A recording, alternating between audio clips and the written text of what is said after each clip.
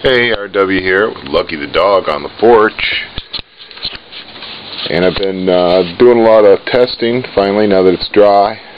Some more improvements and more development on my Eclipse chassis mule here that I call Blood Moon, my XR10 crawler, rock crawler.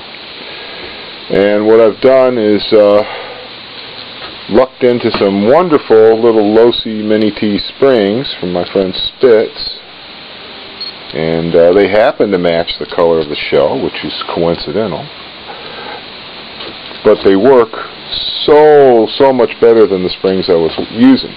They allow for droop, they have just the right amount of firmness, and when they're fully compressed, they're taking up a little bit of space, so they limit the articulation a little bit, which is, everything is just wonderful.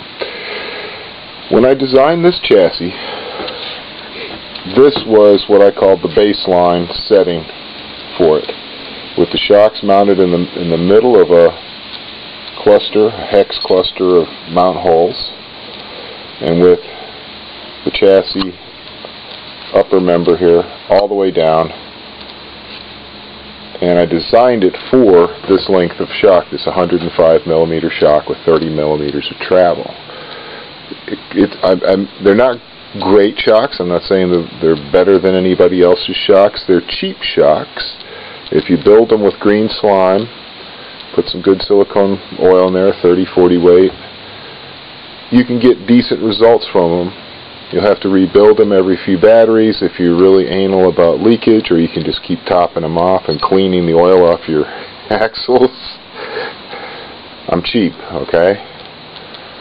It took me forever to get all this stuff together, all this comp level crawling stuff together, okay? So, real nice shocks, they're on my list, but they're not here. Anytime I want to change shocks, if I wanted to go to a 3.5-inch shock instead of a 4-inch shock, which is more common for crawling, just have to design a different upper brace and install that, which isn't a big deal. I just don't have the shocks, so I have not been motivated to do it.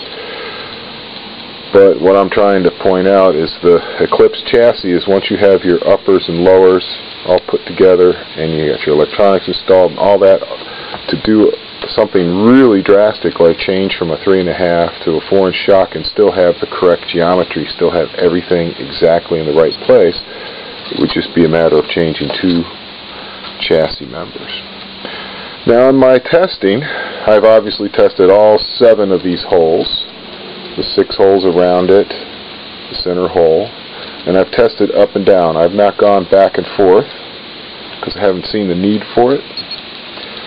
And what I've found is that the way I drew it up has what I feel is the ideal angle to get the right amount of articulation, the right amount of shock action, and if you choose the right springs, you can get it set up just right at home base. What I think of is the center hole, which I designed it for, which is pretty cool because I've tried everything from real low to real high, leaned back, stood up,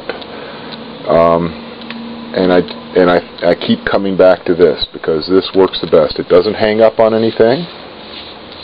It has good vertical climbing ability, good side hilling ability, and the things that I've done to improve it outside of the chassis that make it even more capable is just to add a bit more caster.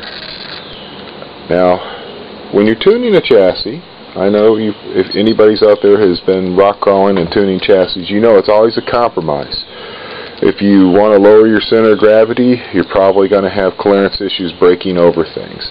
If you want to have really efficient dig with almost no caster, you know, so you can really pivot quickly, you're going to lose some ability to climb up on top of things.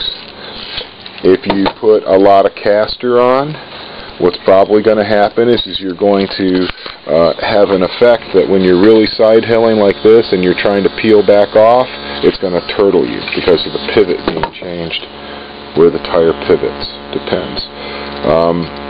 To make use of a ton of caster like this on an XR10, you have to clock the axle forward pretty radically. As you can see, my servo is at a good angle like this, and you can see that my motor in the front is about the same distance as the motor in the back, so I have them both up for clearance, but that affects obviously your center of gravity, because the motors are the biggest chunk, and the lower down your motor is below this axle, the more likely you're going to be able to do things like this without flipping over.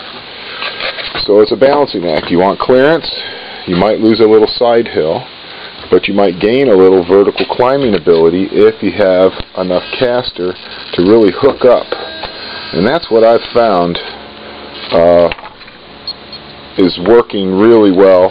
I've never gone this radical with caster. I always kind of was suspicious of it because it makes other things so odd, like the side hilling, and it's less efficient when it wants to pivot on a dig because you have less steering.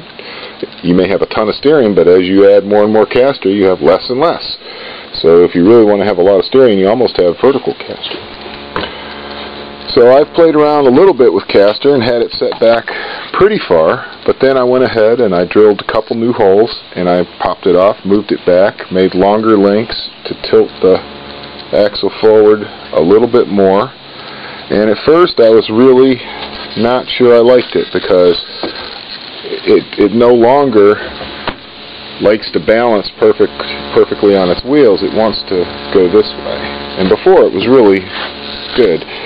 But I went out and tested it crawling, and the clearance is trumping the center of gravity, at least in my environment with my terrain, because I have a lot of very sharp peaked white quartz boulders that shear off. You try and get up on something and you'll be struggling, you'll be dragging on everything, you'll be dragging your motor over little peaks, and so I'm real happy with that.